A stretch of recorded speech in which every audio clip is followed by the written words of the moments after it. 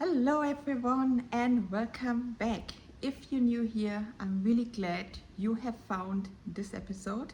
And if you're not new, then welcome back and thank you so much for following along.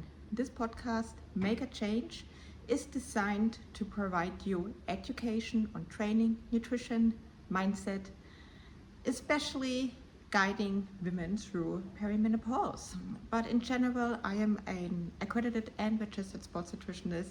I help in general men and women to lose body fat, to get stronger, feel confident, and also educating them on what's really going on in their body, about nutrition and training, what is legit, what is bullshit. And yeah, so this is really my main goal.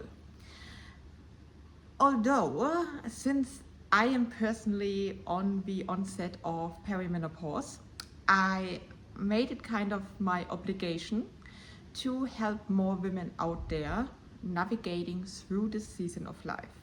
So this season of life doesn't have to be bad. So actually, a few clients of mine, to be honest, they are educating myself. They're educating me actually. Not necessarily on the science basis of things, but one of my latest clients, she's like in the middle of her perimenopause, and she actually told me that this is for her a great time.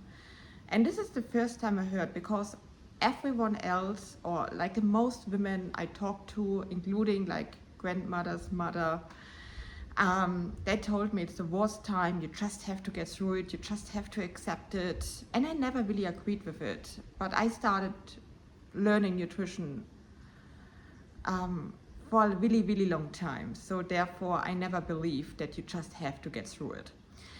But yeah, when I was a little child and heard about these things, I obviously didn't know any better. But this woman, this client I took on a few weeks ago, she actually told me it's one of the best times of her life. Yes, she does have a few struggles with having stubborn belly fat that she really just can't off, that she was struggling to get off. But she said it's great time because you really get to know yourself and you really learn what serves you and what doesn't serve you. And I guess you're also like in an older age, you're taking more self-responsibility compared when you are in your 20s. So this episode today, as well as the following episode, there will be like, kind of a series of different topics in regards to perimenopause. So I will be bringing in what I know from my clients. I will be bringing in what so far I'm experiencing myself. And I will bring in my knowledge from university as an accredited sports nutritionist, bringing in what the science says. So today we are talking about belly fat. So I think this is like quite a hot topic. And I think this is the one thing that most women really struggling the most. And something that is really also lowering our confidence. Because, of course, I mean, we want to dress nice, we want to dress sexy, especially during summertime, being a bikini, all these kind of things. We do not really want to hide. And if you feel like we have to hide, it doesn't make us feel good. It drops the confidence in ourselves.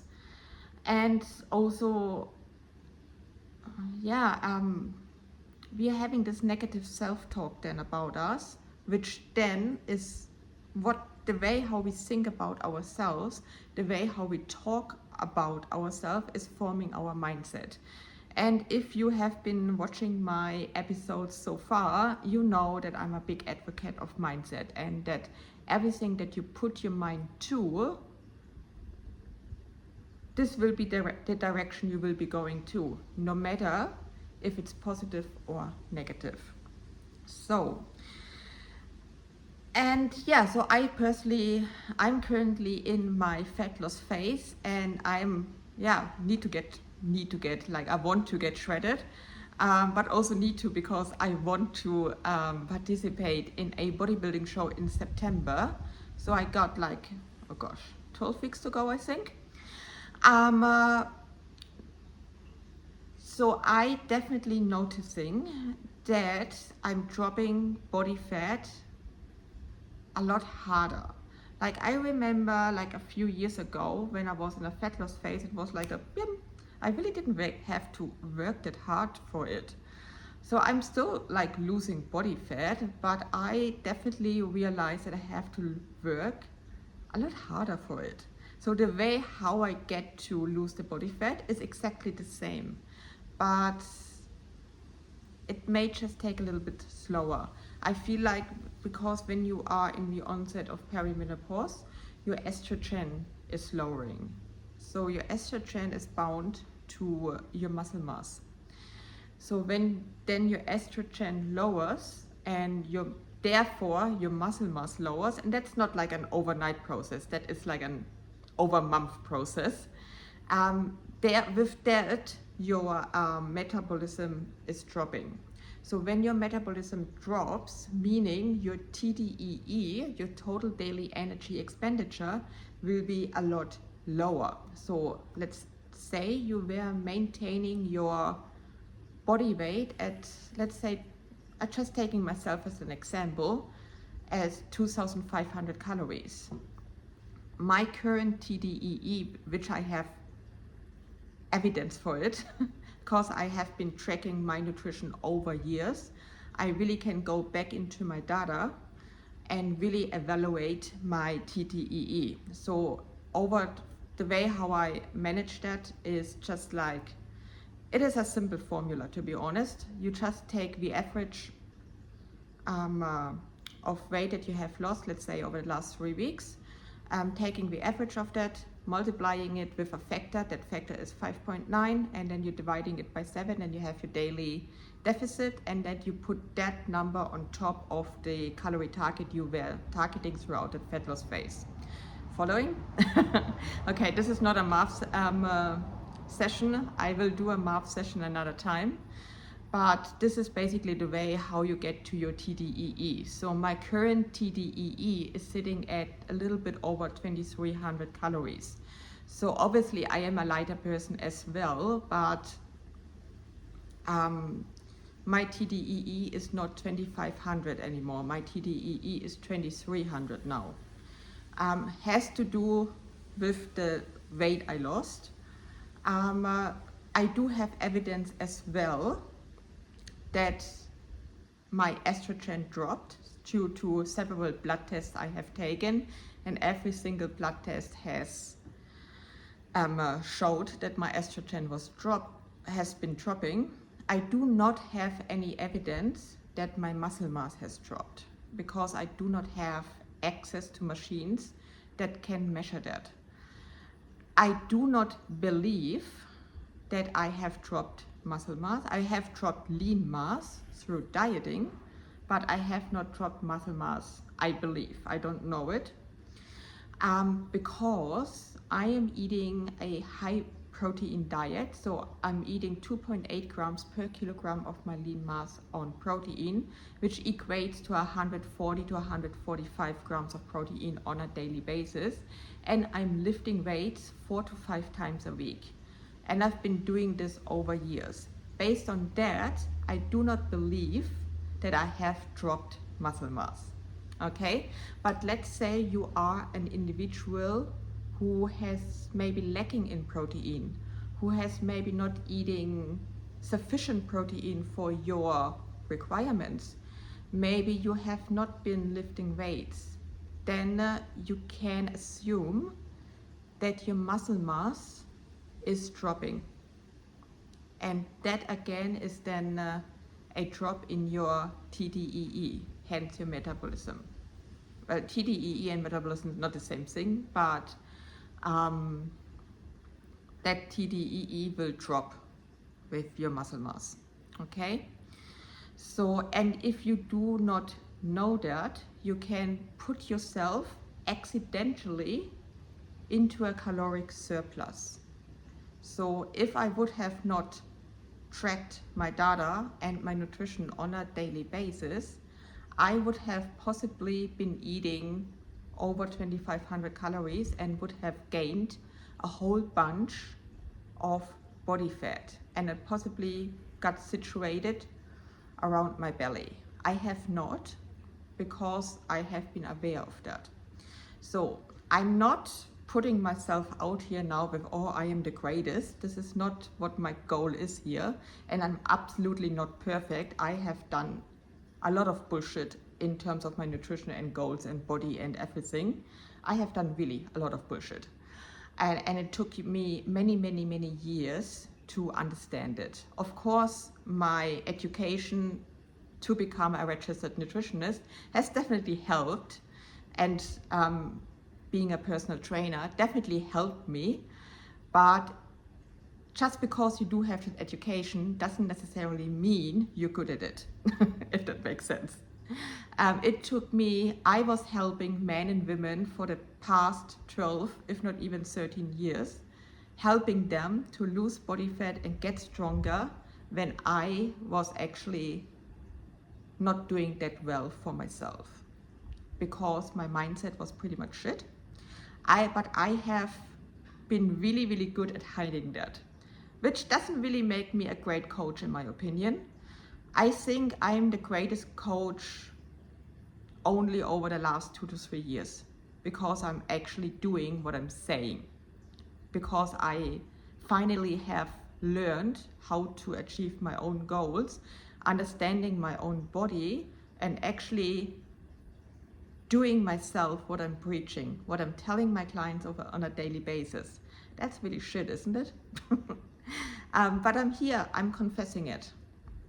And I think based on the results that I have achieved for my clients, I have been a great coach over the last 12 to 13 years. But based on my own achievements and in combination with my client work, I have been a great coach only over the last 3 years. Does this make sense?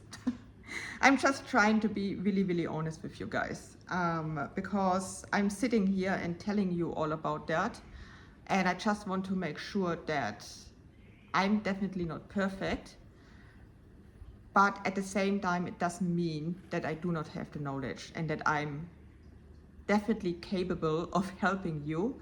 But I think if I'm telling you the way how I got to achieve my goals and the way of my journey, I believe that this will make you feel maybe a lot more relatable to me, if that makes, yeah. I am having here my laptop in front of me, because I did make notes. So usually I don't have any notes, I just talk, for good reason, because I have not following my script here at all. Okay, so let's get to the next topic. We got 2 options, not options. So the term weight loss is getting smashed around the internet quite a bit. So there is a difference between weight loss and fat loss. So what we want is fat loss. We don't want weight loss. So what is the difference? So we got weight loss, that is literally you're just losing weight, potentially losing a lot more lean mass rather than body fat.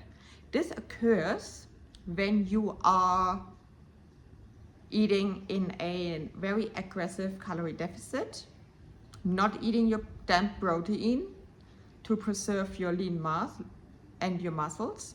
So when I say lean mass and muscle, muscle is a part of your lean mass.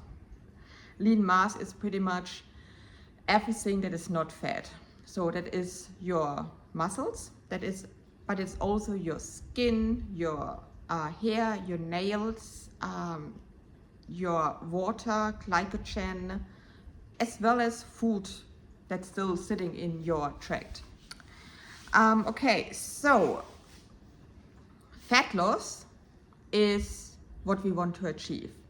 We are achieving fat loss if you can achieve fat loss in an aggressive calorie deficit That's absolutely possible if you can adhere to it, but you need to ensure that you're eating a high protein diet and lift weights to ensure that you're not losing too much lean mass. And that gets critical the leaner you are.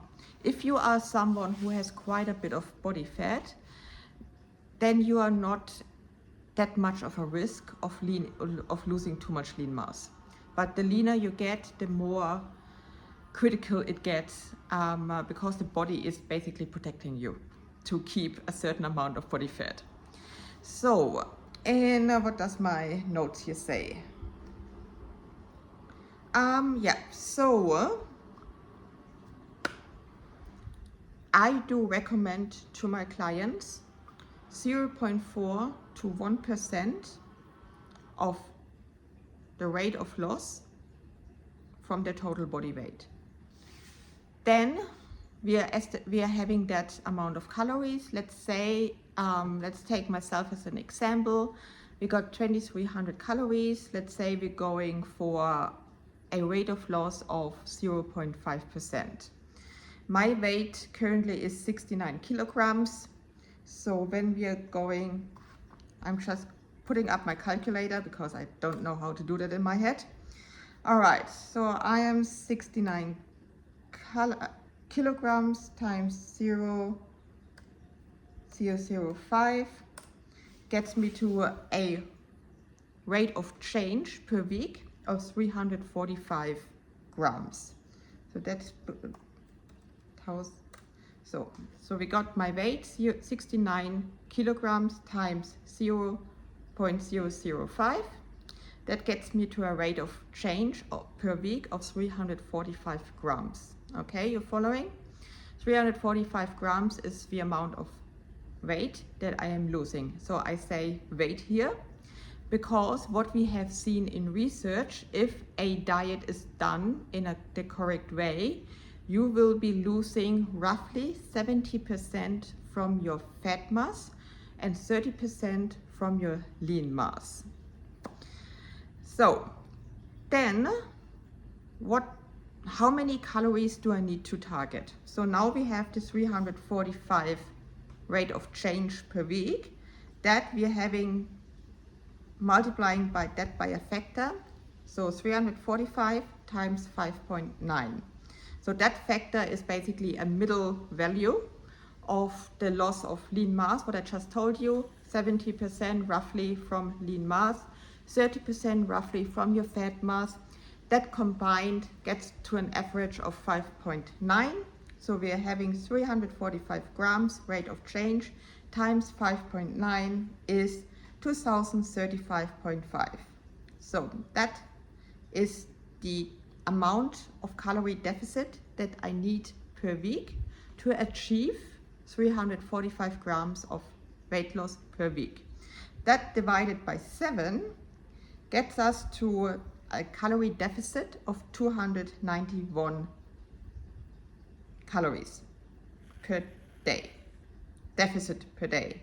So that now minus 2,300, which is my TDEE, gets us to a target calorie of 2,009 calories.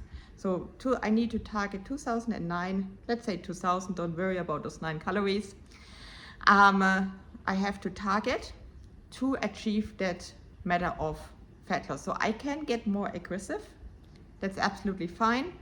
I wouldn't go less aggressive, to be fair, because then you might lose a little bit of that motivation, because then seeing I know the number on the scales shouldn't be your main focus, because the scales are not really your greatest tool of measuring your progress, because your scale is representing everything of your weight of your body. Like if you had, for example, a day where you have more fiber and more sodium, then or you had like a really heavy workout session, so you with all of these like higher sodium, higher fiber, really fuck ass heavy training session, all of those things will be holding on to water in your body. So, and that will be reflected by the scales. So your scale the next day might be up a kilogram or so. And that doesn't mean that you have gained body fat. That's literally just water weight, okay? Or if you had like a carb heavy meal, like let's say you had spaghetti bolognese for dinner. You have spaghetti bolognese or sandwiches for dinner. I don't give a fuck. Like, don't worry about not eating carbs in the evening or not eating after 6 p.m. All of that bullshit is what I personally grew up with, and I believed it back then, but it's not true. You can have it at any time. Your body does not know the time, no matter if you are in menopause or not in menopause. Your body does not care about what you eat at what time. All the body cares about is the energy that comes in and how the body is using that energy. So, but back to the scales, we do, especially when we are in a fat loss phase, we do want to see that number drop after all. God. So you want to see that number drop. So if you're going less aggressive, that number might be not dropping that quickly, and then you might get inconsistent, you might losing your motivation too quickly. So let's not go lower than that. You can go more aggressive. You can go all the way to 1% of your body fat. So let's say how that looks like. So when I go here then of 69 of my weight at the moment, that would be quite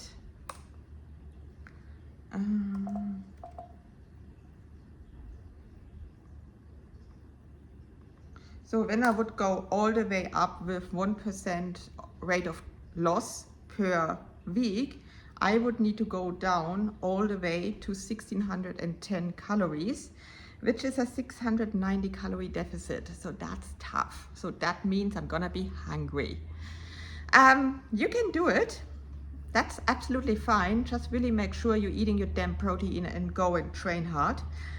But especially when you are in perimenopause and you're already lacking with low energy, I would not recommend it. You can give it a go and see how you go, but I would not recommend it. I really would stay with the 0.5 or 0.6% of your rate of loss per week, which is like roughly what we just had, 2000.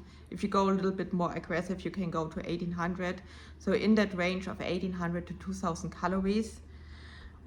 This is where I would stay if you're already lacking with energy, because otherwise you just like, it will backfire. And trust me, I tried it and I just didn't really have enough energy to do my training, even like cleaning my house, running after my cats. I don't have kids, but I have cats.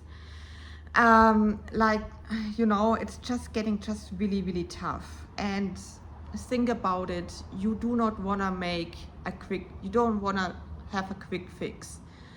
I understand that you want to see the changes now, but you're not wanting to have a quick fix and then regaining all the weight.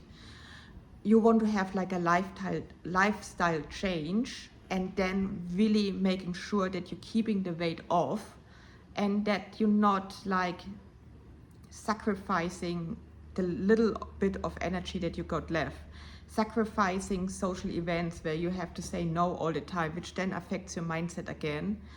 You really want to have enough energy to go to the gym and get like 2 to 3 weightlifting sessions in per week. And yeah, and you do not want to overdo cardio as well. Do some cardio, like get 2 good, really good sessions in, like sessions where you really like have to breathe harder, like don't only like la la la la la on the bike, like really go hard, like get 1 or 2 sessions in per week, that's enough. Just really to get like your heart rate up. And yeah, this is what I would recommend, especially with perimenopause. If you're like in your 20s and you have all the energy in the world and all the time in the world, because with 20, I don't know what you were doing at 20, I didn't really have too many responsibilities when I was 20. So I really had a lot of time and I could do all of these things. But like now that I'm in my late 30s, struggling with the onset of perimenopause, having like a lack of energy, running a business, looking after 25 clients at the moment, I have a lot of responsibility. Like I have a house, I have a second house where I have tenants in. So, and a few other responsibilities like being a volunteer firefighter and things like that, helping out at the local pub sometimes as well. I have a lot of shit going on. I'm really, really busy. And like looking after 25 clients is really, it's a hard job. Like I love it, but it's a lot. Like you want to make sure that I actually want to make sure that all of my clients are fine. And doing like all of that for 25 people, it's tough. And if I like really, and at the same time, I obviously want to build up more of my, sorry, that was just a call out actually. I'm filming here this on my phone and I just got a message from the fire department, so I had to read it. Nothing important, I can stay here. But what I want to say is like everyone, like you guys, if you are in your late 30s, 40s, you got responsibilities. Like you're not a child anymore. And then if you do slash your calories all the way down, you're not gonna function, like your brain is not functioning properly. And like one of the side effects of perimenopause is brain fog as well. Like this is, I don't really have any hot flashes yet. I feel like I'm feeling warm sometimes, but I also live in the Northern Territory of Australia. So we do have a tropical climate, but I don't have any hot flashes yet. But I definitely feeling the lack of energy. I'm feeling the rate of fat loss is a lot slower, and I'm feeling like that brain fogging sometimes. And yeah, and if I would be slashing my calories further down, it would just backfire. And so therefore, I would not recommend that to you at all. So, and also disclaimer here, those numbers that I presented to you, these are my numbers. So I used my data for these calculations. So your numbers, excuse me, I've got a hiccups. So these numbers might look differently for you. And yeah, so all of these things, they, just going down here, I got a few other notes. In terms of training and sleep, so you heard this before. I told you 2 to 3 training sessions per week. If you can get in a 4th training session, that's awesome. But if you can't, if you got 2 to 3 in, that's perfect.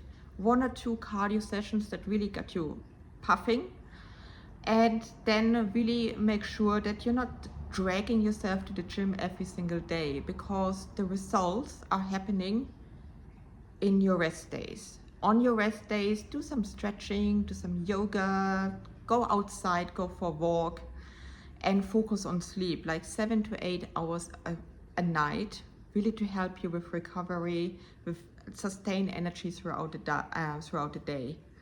And yeah, so that's pretty much it. So I do believe that all of those things, you heard this before.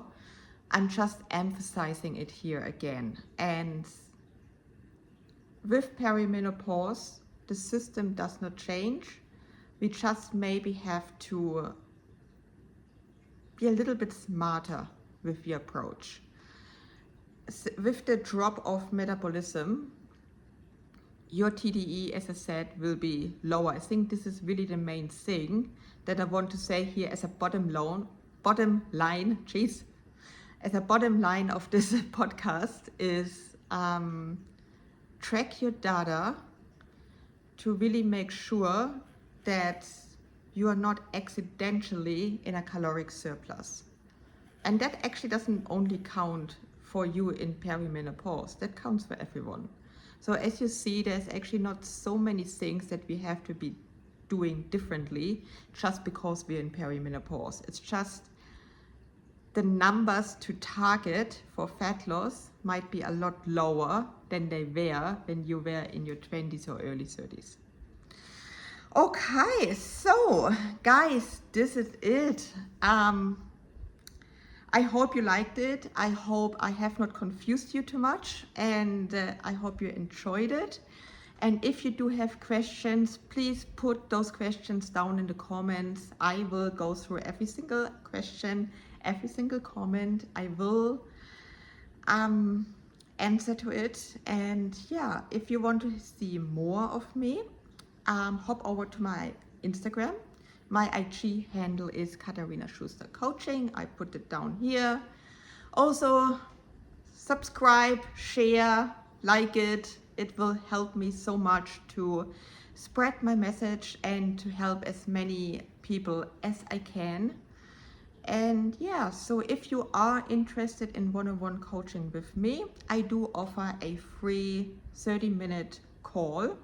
No strings attached, like it's really just for us to get to know each other. So you can tell me what you want, what you have tried so far, so I can get a picture, and then we can decide what next steps would make sense to us. And if you do not want to work with me, we stay friends and we move on with our lives. All good, no strings, no hard feelings. And this makes me finishing this up here, so wrap it up here. My name is Katharina Schuster. This is my podcast. Make a change and share it, like it, and I welcome back you next week. Bye.